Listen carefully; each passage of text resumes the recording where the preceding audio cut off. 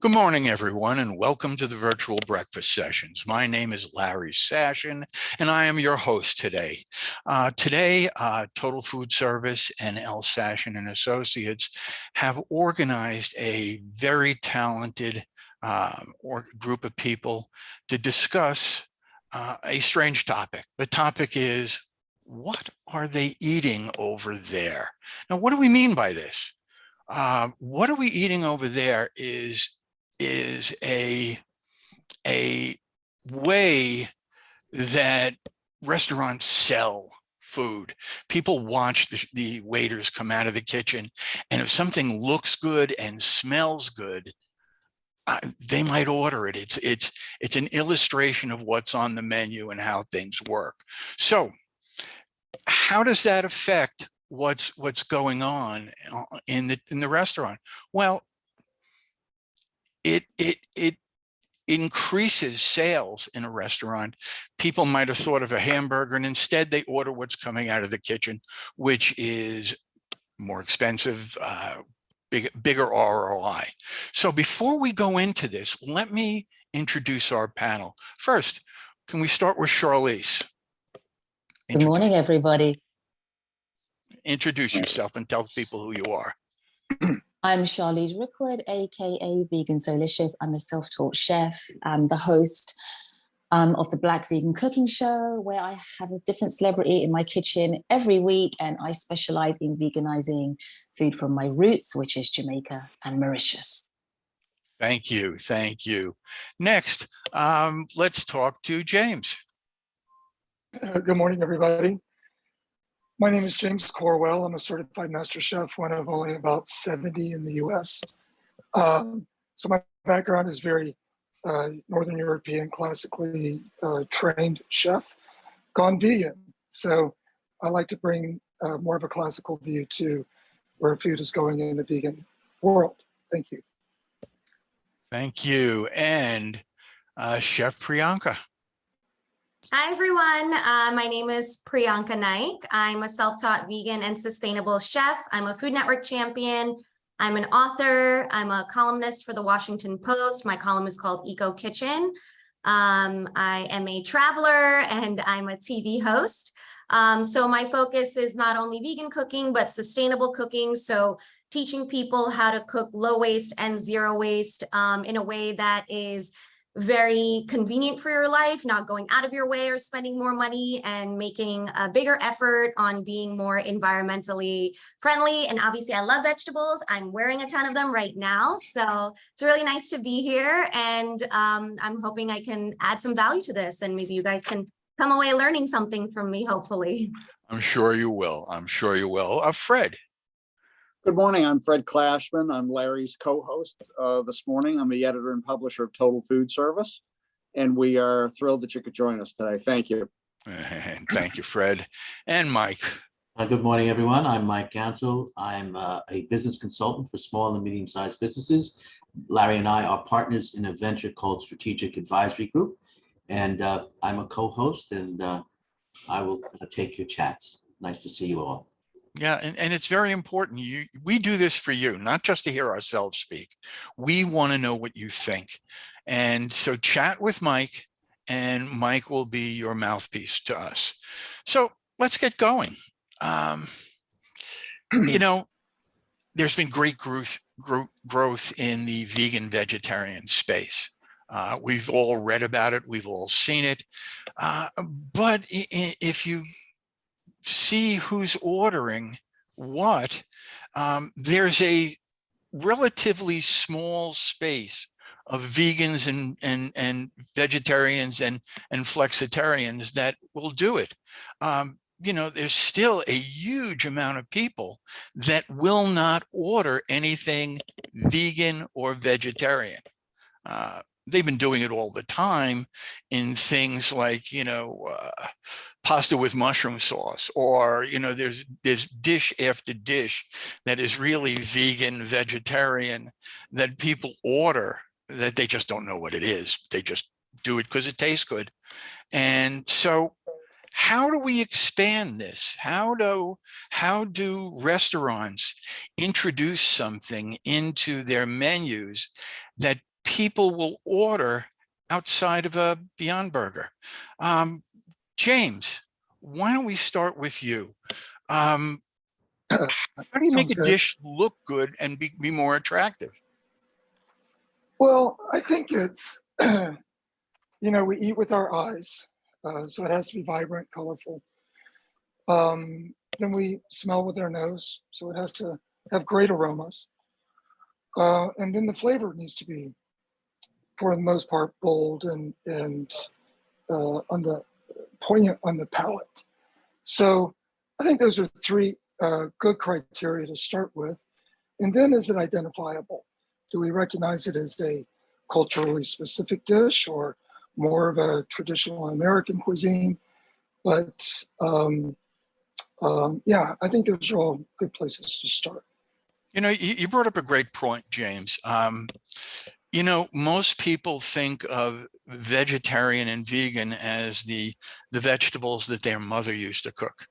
I don't know, Mike and Fred probably had the same experience I did, where my mother used to open up a can of asparagus and then cook it for about 15 minutes and boil it for about 15 minutes until it was the color and texture of a gray piece of spaghetti.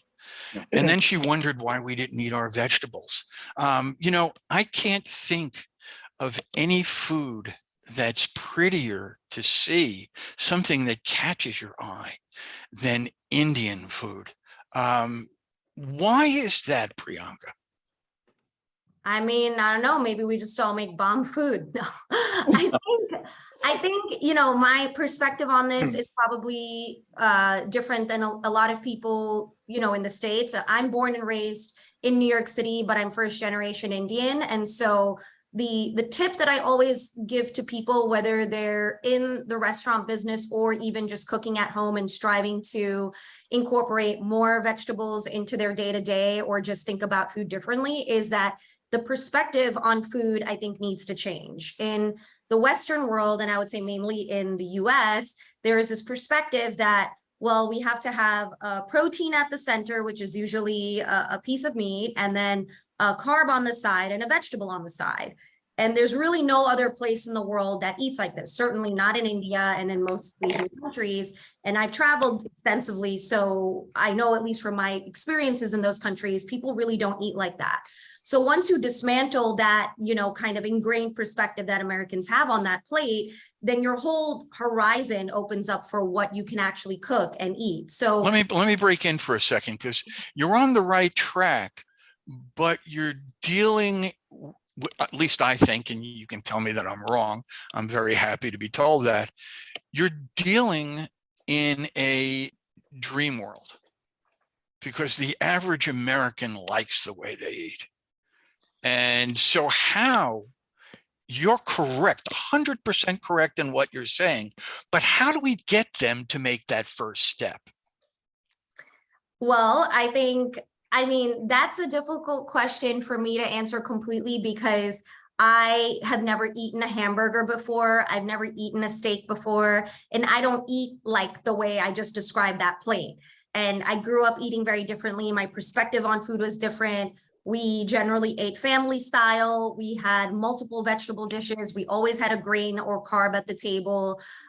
So because of my culture, we ate differently. And so a lot of that is emulated in the food that I cook today. So I think it's more, how do we take the perspective and flavors and ideas of different cultures and perhaps put it into a singular entree or a dish that might be more appealing to Americans. And it certainly is possible, right? Like, I'm not saying, oh, every restaurant should be serving family style. That's not what I'm saying. What I'm saying is, when we dismantle the approach of, well, we need to have like a steak on the plate or a chunk of meat on the plate, then your horizon opens up for the options that you can actually put on that plate. And the other thing that I would say is, a lot of restaurants, at least from my experience, and even eating out now, the only option tends to be like, oh, well, if you're vegan or vegetarian, we have, as you mentioned, like the Beyond Burger or the Impossible Burger. And someone like me is never going to order that, because I've literally never eaten a hamburger in my life. So I don't want to eat something that emulates beef. So how do we then actually make the options a little more whole food and vegetable forward versus just trying to emulate meat? And I think that's the question that we need to be asking ourselves, because it actually will be a lot healthier and probably cheaper because you're using whole foods versus processed foods or foods that are generally at a higher price point to start from. Thank you. Thank you. I'd also like to ask the group, so does that mean that we're talking about, shouldn't we be looking at this from a taste standpoint? In other words, do we want to be sweet? Do we want to be savory? Do we want to be crunchy? Shouldn't we be looking at flavor and texture before we try to define what it is we're trying to put into this? Is that a fair question? Yes. James, you raised your hand. Yeah, I think so they call cuisine classic cuisine for a reason, because it's withstood the test of time. It's a great place to start when we look at these steak Diane, sauce béarnaise, coq au vin, lemon piccata. Those are great places to start, I think, when we ask ourselves these questions. What are the flavor profiles? What could work? What would people identify with? Okay. Charlize, you come from a completely different world. Yeah, I mean, quite similar to Chef Priyanka, actually. You have a lot of similarities. My father was Jamaican and my mom was from Mauritius. So a lot of my father's side were Ital, so they were just vegan by default. They've been eating that way for centuries. And my mom is from Mauritius, so I grew up eating a lot of vegetables as the main focal point, lots of lentils and pulses. But I actually think we are underestimating the average American. I actually think they are far more adventurous than what we're kind of saying they are. For example, a few weeks ago, I did a catering for a private event for Dave Chappelle and Darnell Rawlings. And we were discussing the menu before the event. And they said, okay, could you do a vegan version of maybe a buffalo wings, fried chicken, a vegan burger? I don't eat that way. And I would never order something like that. So I said, well, I could, but I'm not going to. You're going to have to hire someone else if that's what you want to kind of have on the plate. So I said, just let me do what I do and just trust me. It was quite a risky move because they were very, very adamant. I ended up going and serving curry okra and just amazing lentil dals and flatbreads, and I did jerk mushrooms, and the response was amazing. And I was serving a crowd that really wanted a deep fried vegan chicken burger. And I was really pleasantly surprised at the response. I think if we pack in the flavor, and don't be afraid, throw caution to the wind, you'd be surprised at how it can be received. I'm really strict with what I serve. I always say if you're looking for something, if you're looking for a Beyond or a meat substitute kind of thing, I'm not your chef. I stick to what I know. Okay. I think it's time for if nothing else, a reality check. Peter Herrero. Good morning. Peter, just tell everybody who you are, and I'd like you to jump in on this conversation and tell them what you are, who you are, and what you own. Good morning, everyone. Peter Herrero, founder and president of New York Hospitality Group. We run a 90-year-old restaurant in the suburbs of Westchester County. We are the Great American Barbecue Company. Sorry about all the meat that we grill, serve, roast, and stew. Cape and Berry Events, a full-service off-premise catering division. We have a 115-year-old, 13,000 square foot special event space. And as of 7 years ago, consultants to Montefiore for, I hate to say, a semi-organic cafe in hospitals. Montefiore has really taken a step forward and wanted a high touch, everyday, the company's actually called Everyday Healthy Cafe. They are looking for an inclusive. It's funny, I've never heard food as inclusive. So it was important that we had gluten-free, vegetarian, but not just tofu and not any one way of cooking. They were great. They really were. In hospitals, you have a lot of people with gluten-free, soy, nuts, dairy. There's so many things that, you know, do no harm is one of those things that you don't want in a hospital. So I'm listening to everybody, and I am Cuban, mother and father Cuban. So it's funny, on the ethnicity side, I do hear the rice, the beans, the plantains, the yuca, and I love it. I really do. Put me in front of a bowl of white rice or black beans, and I'm good. That's my protein, it's my fiber, it's my everything. It's funny. And a lot of our parties are buffet, or what we call bistro style. It's a modified French. Americans might call it family style, but because we garnish every piece of fish, instead of an 8-ounce, it might be a 3.5, or a 4. So everything's cut in half, platters in front of you, and each item is garnished individually. So when you get it, you're like, wow, people love it. Now, with all that said, I think we've come a long way as a culture. And the hard thing is when I say culture, as Americans, because we all are, because we're here. But that doesn't mean that we have to completely assimilate. We adapt. So I've adapted, but I have 3 daughters. I married an Irish woman. It's amazing how much rice and beans that we eat. So Peter, And how does this equate to, we're talking about vegan and you know, and Chef Rob is starting to introduce more and more in, but talk about the obstacles you incur when you introduce vegetarian or vegan dishes. Yeah, it's funny.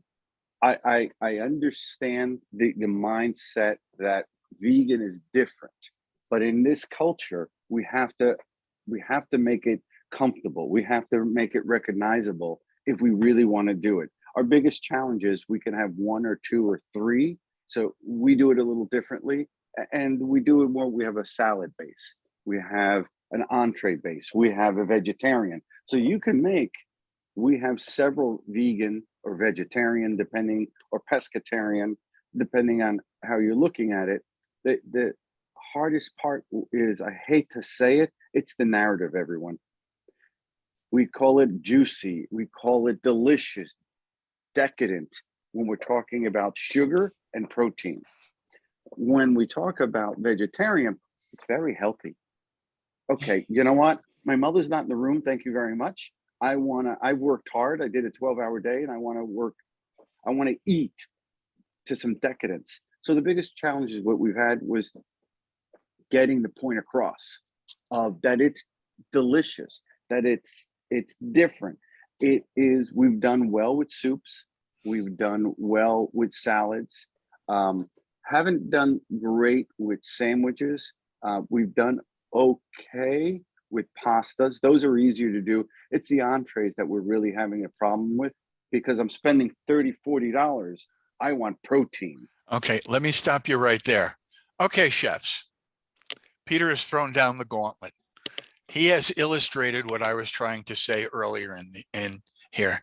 It is, we all know you're right, chefs. We all know you're right. How do we get Peter's customers to understand that they should give this a try? What do we have to do to make, and I'll use the terms juicy, decadent, visually beautiful, because Chef Rob puts out beautiful dishes. Okay, James, take it away. Yeah, I mean, look at what you can do. I mean, artichoke veloute with cheese souffle. We have vegan cheese. We can make a wonderful veloute using plant-based butter. How great is that? Roasted beets with sauce béarnaise made with vegan butter. again, using whole vegetables as your center of the plate. Protein could be sweet potatoes, could be the cauliflower steaks, could be braised, sprouted broccoli, um, um, Brussels sprouts, and cabbages. So I think we just remove the protein, but think about it in these classical preparations, and I think we'll find a lot of success there as a chef community, and as a Thank you. customer, as a client community. Thank you, Chef Priyanka. So I think that you are correct in terms of that narrative, and also the unfortunate negative stigma that, you know, when people hear vegan, like they automatically assume it's rabbit food, right? Like they're just like, I don't want to eat something healthy. Like I don't want to eat vegetables or whatever it is. And, you know, funny enough, I've never grown up eating a salad ever as a meal. That's certainly not something we would eat. I personally don't like salads. I think it requires too much chewing and I'm lazy. But also on the flip side of it, at least from the culture I'm from, the terms that you use, like juicy or whatever, like that doesn't fit into the type of food we cook, right? So that's where I go back to, it is a very Western way of thinking about food. So how can we help change that perspective through the use of different ingredients and flavors and textures? So if you look at anything that I make, I would probably not describe it as juicy because it wouldn't fit the bill for that dish, but it certainly would have a varying level of textures, because I think for someone to feel satisfied when they're eating, if a dish is just monotone in flavor or texture, it's boring and you don't want to finish the dish, in my opinion, or eat it because it's not making you excited and it's not making you take a bite and want to take another bite and have it like tantalize your taste buds. So if you want to make a holistic dish, it has to include various flavor profiles, varying textures, and it has to be satisfying to whoever is that consumer. So that's where I constantly rely on my cultural background, because we use so many spices, right? Like even if you eat a non-veg dish across different regional Indian cooking, the chicken would never look like the chicken that you get here, because there are so many spices that are used. There's so many different techniques that are used to cook. And I know, James, you mentioned like the quote unquote classic dishes. Again, not classic to me because I didn't grow up eating that, and not classic. Culturally specific are fine too. Yeah, and you know, that's also the reason. There's many reasons why I didn't go to culinary school. It was a conscious decision, but one of that is because, you know, you're not taught to make Asian cuisine or Indian cuisine or Chinese cuisine really extensively at all. So I think in order to help battle some of these like some of the low demand maybe that you might see for people eating vegan and vegetarian cuisine, surely it is the marketing and the narrative around it, but it's also, how is it being presented? Is it colorful? Is it good? You know, is it like, I don't want to go to a restaurant or event and eat a side dish or eat a salad because I don't want to eat a salad because it's boring. And usually not. Exactly. And there's so much to discover when we think outside of our own cultural upbringing, like pani puri. I love pani puri, and I think it's such a great vegan hors d'oeuvre or item, just like mole with roasted mushrooms and helicoche and squash blossoms. Okay, we're still preaching to the choir. We're still preaching. How do we get 15% of Peter's people who come in a night to taste something? How do we get them? What are those terms? Peter, I'm going to be right to you, Charlize. Peter mentioned the terms that he uses on the menu that draw people in. What are we going to do? We have to play, in each restaurant, we have to play the restaurateur's game. How do we morph? How do we change? How do we adjust our thinking into his restaurant? Let's step outside of the restaurant field for a second, and let's assume if you were going to walk into Costco or walk into a supermarket, there's extensive sampling that goes on, et cetera. we're asking people to Exactly. buy, things and we haven't even marketed the thing yet. Yep. I mean, so let's not get ahead of where we should be. Okay, so what I want to do is first go to Charlize to have her say what she says, and then we're going back to Peter and his way of getting people to taste things. Go ahead. He literally just took the words right out of my mouth. I think people are so afraid when they hear the word vegan or vegetarian.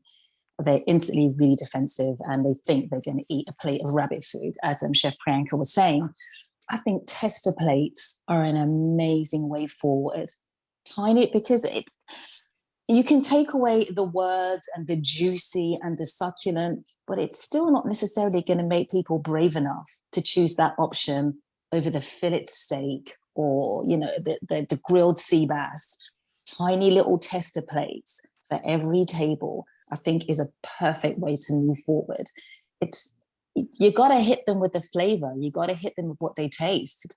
And if it's prepared right, with the right amount of flavor and love, and you've kept the soul in, and you've kept all the passion in, and you're cooking and you've got music and good vibes going on, that tester plate is going to make them order, guaranteed, if I'm cooking it. Okay. Peter, what's your magic way of getting people to taste things?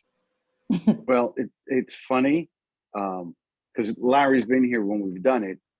To everyone's point, when they say there's any issue in the restaurant, or I miss you, Larry, you know, it's been a while. We do a lot of sampling.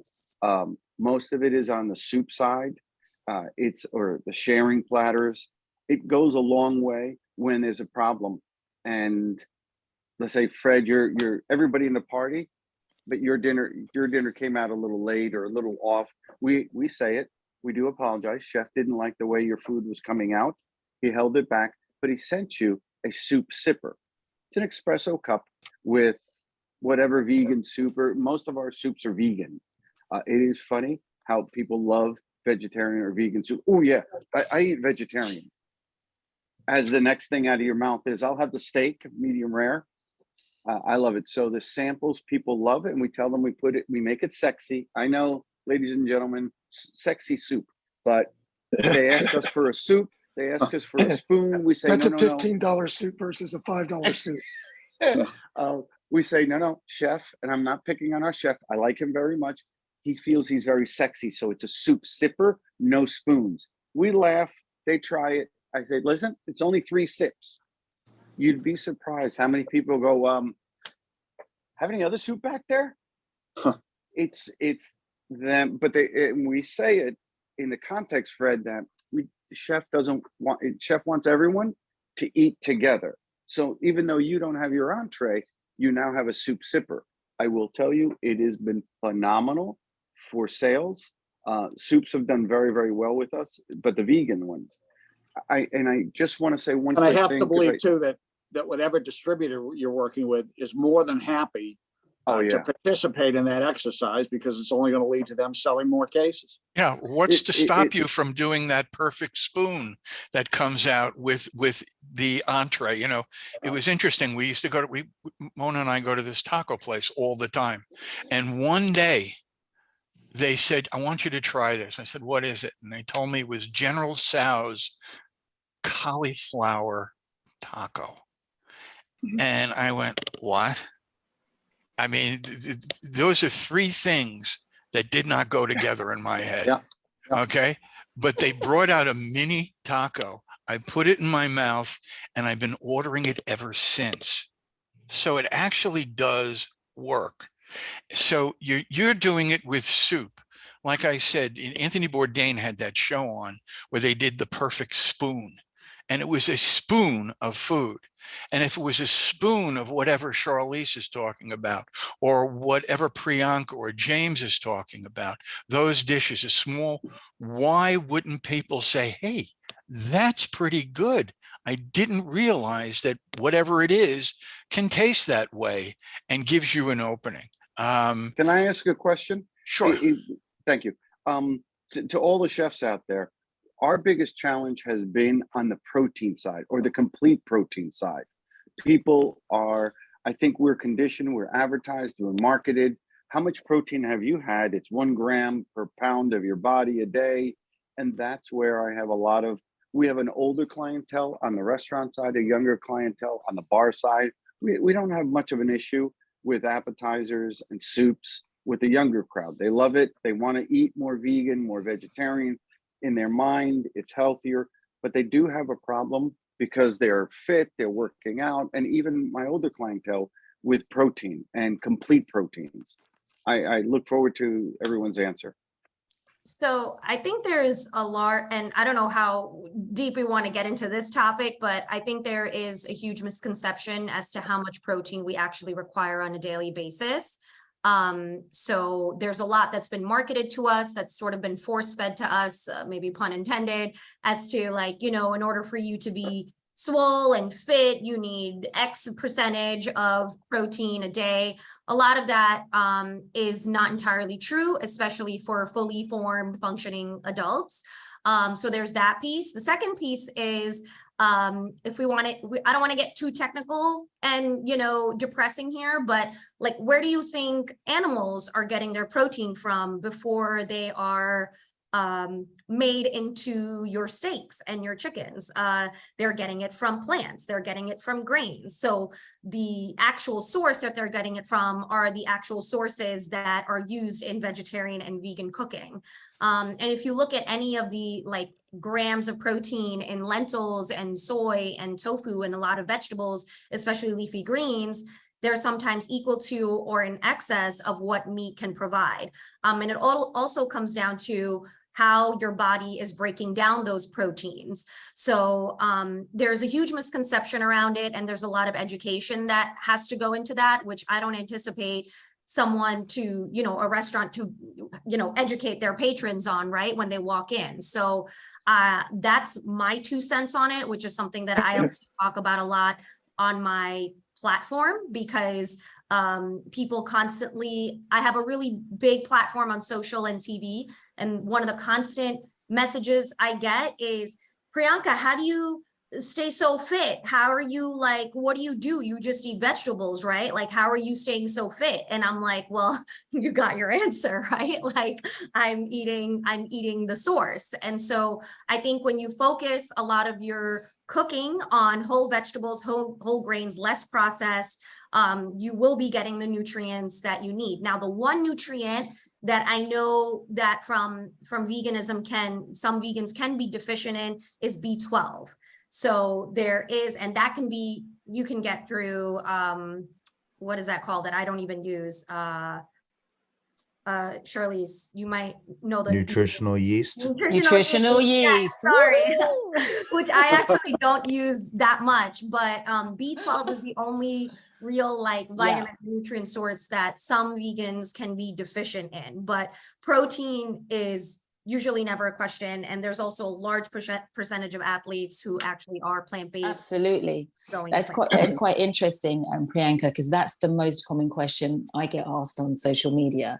Like a protein, no one's ever had a protein deficiency, and it gets it's difficult answering the same question 100 times a day. So I literally just forward everybody this amazing talk that Dr. Milton Mills did on protein, and just proving and showing that there is no such thing as having a protein deficiency. So I send his video clip out now to every single person that asks that question, and it takes care of it.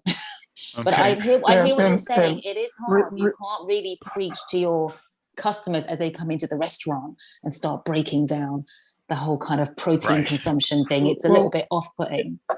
And it's a movement. I think in the next 5 years, it is. It's a lack of education.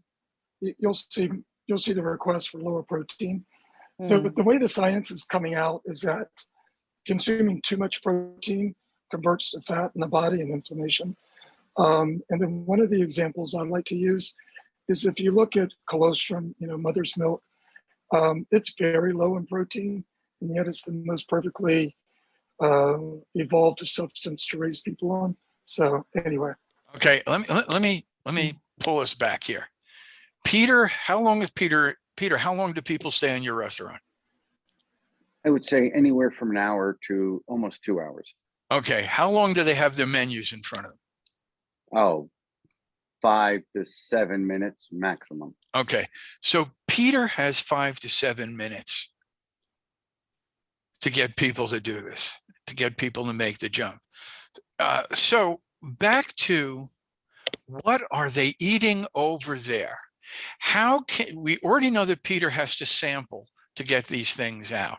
And I'm going to go to Priyanka in a second, because she is working with a group that's doing something special. But let's talk about the everyday person that walks into Peter's place. How are we going to catch Peter's eye? What are we going to put on a plate that is so spectacular looking and smelling that is going to draw somebody's attention? You know, it's wonderful. They tell you when you sell your house to either boil cinnamon or make a chicken. Why? Because that rings home in people's head. They come in, they smell the aroma of apple pie. They smell those things and they think home. What do we do to, in that 5 to 7 minutes, while they're just, talking to the other people at the table and then looking at their menu, and how are we going to get them to go, wow, what is that? Get their attention to order those dishes that we're talking about today. Go ahead, Charlotte. You know what? I think I'm going to go back to what we were saying earlier. It's really hard to recreate that comfort space of being at home in your kitchen and cooking for your guest, and then inhaling all those wonderful smells and aromas. It's almost impossible to recreate that in a restaurant because the kitchen is completely isolated away from the customer. I think it has to go back to a sample plate. I think it's the only way, because it's impossible to create that space of where you're sitting somewhere and someone's cooking and then you just get hit by that smell. You can't do that in a restaurant. I mean, correct me if I'm wrong. I haven't been to a restaurant where that's ever happened to me. Okay. I agree with you. Can't do it. It's actually the dining rooms in most restaurants. I mean, it depends. I apologize. Restaurants go from quick service to cooking in the restaurant, and it's part of the experience. Our restaurant, an American Bistro, is a very quiet, nice music, comfortable, kind of formal dining. So I would say that wouldn't work in our dining room. That's all I would say. It needs to fit the concept. It really does. And Yes. that's most of American dining right there, the bistro. And to that point, you could make a wonderful eggplant bolognese that is all vegan. You could make a great chocolate souffle that's all vegan. You could make wonderful corn fritters with tomato chutney that, again, is all vegan. And these are all things that transcend bistro, transcend likes or dislikes, but it's like, oh, I just want that. Cheryl, you do a lot of marketing relative to how to market these menus. What are your thoughts on how to market a menu like this? Who are you asking? Cherry. She's Cherry. Just unmute herself. Yeah, Just Cherry. unmute yourself. Okay, well, thank you. I'm actually with Meatless Monday, the Monday campaigns, and Right. Our campaign director, Dana Smith, is with us today as well. So, I think one of the marketing things that we're trying to do is getting more people to understand what plant-based, eating is. And one of the things I'm doing now is writing this column for Total Food Service, plant-based news and trends through my friend Joyce Appleman. But I think, and Dana, please chime in, that one of the things that we market is we just tell the story of just one day a week, try to get people to try, plant-based meals, focus on the deliciousness and nutritiousness of fruits and vegetables. And if you want to keep meat on the menu, by all means do so, because we don't want to be dictating people. You can't, we don't want to be finger wagging. So and Dana has been wonderful in going around and talking to people. And she's even done a global outreach about Meatless Monday. Oh, let me just ask Mike. Mike, you raised your hand. Did somebody have a question? No, I had an opinion that I might just add, just a suggestion. How about using the waiters to help market the vegetarian dishes in your restaurant? You know, you start out with, what are they eating over there? Well, how about a little bit of sleuth and guerrilla marketing? How about setting up some diners at a table that are eating vegetarian foods, your whatever foods you're saying, and when the waiter comes over to take the order, he might say, "Gee, I was wondering, you know, would you like to hear what the other table over there is ordering?" Right there, you're using your waiter to basically promote what's happening at the other table. Does that work, Peter? Well, or flip the paradigm, ingredients that people love, like artichokes. Create vegan dishes using artichokes, wild mushrooms, fresh seasonal corn, asparagus. I want to hear Those it. two- I want to hear what my friend Mr. Dorn has to say as well. He's spent a lot of time working in clubs. I want to know what your thoughts are on how you would market a menu like this. So the fascinating thing about this is it took us halfway through the conversation to get to the word marketing. And everybody keeps talking about this as a singular issue. It's not. Every restaurant, Peter's got multiple brands and things like that. And as Chef James has said, there's a lot of opportunity out there that everybody's different. And so, you know, Diana and I were having a conversation back and forth about this, that the emphasis on marketing can't be understated. And so, for example, if I'm doing, if one of my clients is doing, trying to market vegetables, for example, we put the same emphasis into where those vegetables come from as we do where the traditional proteins come from. You can't go put on a menu, for example, and I'm being overly simplistic, but you can't put vegetarian lasagna on there and expect that it's going to sell when your chef is sourcing his or her meat from some really unusual places. You have to put the same love into the marketing of it. And so when a guest comes in, whether it's a private club, whether it's one of Peter's restaurants, when it's any of the other places, you've got to do what's right for your property, but the same emphasis and love into it. So part of the conversation earlier was talking about, Sharice was talking about the party that she did recently. You know, buffalo cauliflower bites work for certain restaurants. They don't work for her. I get that. I totally agree with it. But don't downplay the value, and I don't think anybody is, don't downplay the value of the buffalo chicken wings, or buffalo chicken bites, the buffalo cauliflower bites, if that's where you're trying to market into your property. But again, that same love and emphasis needs to be put in. When I look at most of my private club clients and Diana's private club clients, those chefs realize that they need to do the same thing. And so they're sourcing vegetables from small farms. And much like you would find in a lot of farm to table restaurants, you would see a list of some of the vendors they work with. So again, you know, putting a V next to something or something like that is just not going to solve the problem in this day and age. If you walk into a property and you say, I'm a vegetarian, what can I have? And we hand you a vegetable plate, a steamed vegetable plate, you should be shot.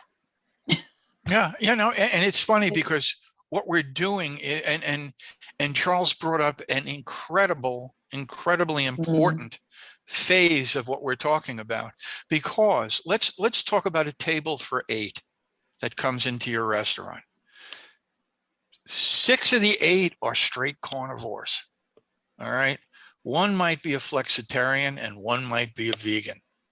And it just so happens that the flexitarian and the vegan are married to each other. So here's what happens. 6 people look at the menu. The world is their oyster. Everything on the menu is something they'd like to eat. All right. So they have no problem with that. The flexitarian who's leaning, he wants to eat, you know, he's leaning healthy. So he looks and he goes, well, you know, there's less of an option for me here, less options, but I could always find something good to eat. Then there's wife. His wife looks and she has a choice of a salad with no cheese and no meat on it, or a Beyond Burger. Okay. Guess which couple is never coming back to your restaurant again? So if you're willing to take that, and I don't think those numbers are really too far off when I talk about a table for 8. If you're willing to can and give up on 25% of the people that eat at a table, then you're talking, then this is not a problem. But if you're looking for a more varied audience, a younger group of people coming into your restaurant, if you're looking to expand your horizons, then, everything else is covered. Vegan, vegetarian is the way to go. Charlize. Charles nailed it. It's not just about paying attention to detail, to how, your plant-based meal is cooked. It's from the very, very top of when you sit down and you open that menu, and just how those vegetarian or vegan, flexitarian options, how they are described, what you're reading. I always fall flat when I pick up a menu and I go to a non-vegan restaurant, because the way the non-vegan dishes are described, they take you on a bloody journey. You go on it's amazing, and then the history, and then you get to my option, and I'm like, oh, okay. Attention to detail in the menu. I never thought of that. That's so important. That is the key, because like we said before, you're not going to smell it being cooked. You're not necessarily going to be able to home in on those senses. You're only really relying on what you're reading. And that's the first part of the battle, definitely. Before we go to you, Cherry, I remember back, about 10 years ago, when all the waiters in Manhattan were actors that are earning a living while they're doing it. And an actor, when they read the menu to you and read the specials, oh my God, it was like the 10 Commandments coming out. Okay.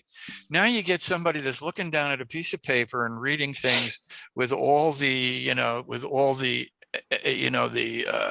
excitement of reading the dictionary. Okay. So, it's part of the act. It's part of training. All right. Fred, you raised your hand. No, I was just going to say the one thing we missed too is prior to COVID, one of the big things that was going on and one of the big problems was the joke used to be that everything that a chef was created to be able to take photos of and post on Instagram or post on social. And we've sort of lost, that momentum of, this is a perfect example of how to market using social to add these things to a menu. Mm-hmm. Mm-hmm. Okay. Where are we now? Oh, we're in the last 5 minutes. My God. Larry, I thought Cherry wanted to say something. Well, okay, really fast, Cherry. Oh yeah, no, we're running out of time. I think all of this storytelling and narrative, I think we should always remember the emotion. Food is emotional. So I think, whenever we present it, there should be some type of way to convey that connection emotionally. I mean, when people are emotionally connected, they are much more receptive. So however you do that through description or evoking some type of image, then I think that at least when I go to a restaurant, I look for something that will remind me of a trip I took, of a wonderful dinner I had with my husband or with friends. So it has to have that emotional connection. Okay, if anybody who could remember back to Jay Peterman, not the one that was on Seinfeld, but the store. And the man made a living out of drawing people to a tan duster men's coat. And he told such a story about this men's coat that people wanted it, and he created a whole market out of it. And everything in his store had a narrative. And I think we have to go back to the theatrics. Even though we are shorthanded, we are all these things, there has to be some theatrics back in dining. And we're going to stop there. What I'd like to do is go around to our panel. And if everybody would give one takeaway to the audience and to the people who are going to view this video after. James, why don't you start? Well, I just want to echo what Cherry said. Having an emotional connection to the food, I think, is all important. And to echo what you said, Larry, that having a context, that story, that why this food is here and why it's important, I think that's so important to provide context, and so that you can emotionally and intellectually get behind the food and while you're consuming it. Okay. And Charlize. I would say, let's go back to our grandmas, let's go back to our ancestors' kitchens, and let's pull back the same love and emotion and soul and feels, and let's put that back into our plant-based food, and then you won't fall short. Okay. All right. Peter. I love these conversations. I appreciate. I do have to have a better answer for people when they are concerned with protein and the fullness of a protein meal. I do like the narrative. We have to work more on it. I'm sorry. I have a lot on my mind right now. I don't have any quick answers. I've listened to everybody. And I know the path that I want to take. I still don't know how to take it right now. So I apologize. I have a lot on the mind, but nothing coming out right now. You've got a lot of friends on this screen that'll help you, Peter. Yeah. Okay. All right. Charles, you gave a great point. What would you want people to take away? I think the takeaway to me is marketing, that every property is different. How do we market this concept? I equate this to the early days of the wine world, where people only knew French wine or European wines. They didn't know American wines. And you have to start basically. And sometimes at the beginning, the basics were things like using big names, using the Mandabis and things like that people all knew and appreciated. And that's why the Beyond Burgers work for certain places and don't work for others. But marketing is unique to every single property. And the only way this is going to succeed, and it has to succeed, is to market. And you got to find the right marketing for your property or properties. Okay, thank you. Cherry, why don't you say something here? Oh, no, I think this is great, because I think one of the things that we at Meat is Monday really want is to get people to appreciate plant-based meals. And we're not telling people to do it every day, but I think there's a place for it, not just for personal health or the health of the planet, but basically it's something that overall is is good for you. And so we're hoping that the people here, Peter, we're happy to work with you. We've worked with other hospitals and other restaurants, and if you can get a Monday as a way to transition people to more plant-based while keeping meat on the menu, then I think that could be a win for you as well. Okay, who did I miss? Okay, Fred. I think same thing we always talk about, sampling and marketing and working with vendors to make it happen. Okay, Mike. I would agree with Charles. I think it is creative marketing, using the menu, using your staff, having the marketing be emotional. I think that was a great point that Cherry made. And you made the point about being theatrical. I think that restaurants can use all of their people and to market. I think marketing is the key here. Okay, and I just want one point. One of my first commissioned sales jobs was in high school, where I went door to door selling Regal Wonderware, pots and pans. And when I went to Regal Wonderware school, they told us to hold the pot like you're holding the crown jewels. Make the pot sexy. Okay, so if your waiters are reading the specials like this, and they're doing this and they're doing that, and they're running through them as fast as they can, they're not sexy. But if you have a new addition to the menu and you want to bring it to people's attention, you might say, we have so-and-so on our menu for the first time. You could have, and play it up and have it either as an appetizer or a main course, and tell everybody, explain to them why it's worth trying. If you hold it up like it's the crown jewels, people will give it a look. Mm-hmm. With that, I just look forward to seeing you all in 2 weeks. We're planning right now, things might change because you know what about vacations and people who are sick and things like that. But we're looking towards the disruptors in our industry in 2 weeks. I'm not going to go any further than that, but it's going to be a really interesting conversation. And if you like this conversation, come see us live in person at the Plant-Based World Expo on September 8th, where we're going to do this in front of a live crowd. So the virtual section, breakfast session, won't be virtual. It'll actually be a breakfast session, but we're not serving anything except information. So with that, we're going to say our final 2 words. Everybody, stay positive and test negative. Thank you. Folks. Thank you. Have a great Bye. day. Have a great day, everyone. Bye. Have a Bye-bye. great day, everyone. Bye, everyone.